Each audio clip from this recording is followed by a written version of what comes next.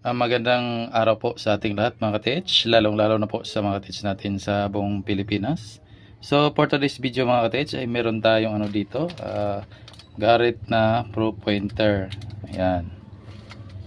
Ayan. So ito ay pin pointer na metal detector. Pwede ito pang pang beach hunting o yung coin hunting. So ayan, pwede rin ito dalhin sa bukid. Ito yung niya, yung hitsura na yan.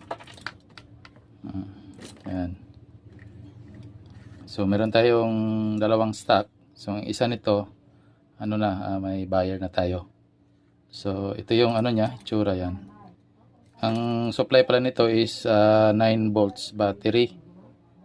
Ayan, tapos i-on natin siya. Yan, once na naka-light na yan, ready for detecting na yan. So gagano mo lang siya. So tumutunog siya kasi may isa pang piraso diyan. Ayan. So sa mga interested dito, maaari kayong mag-text or tumawag sa number na nakalagay sa screen.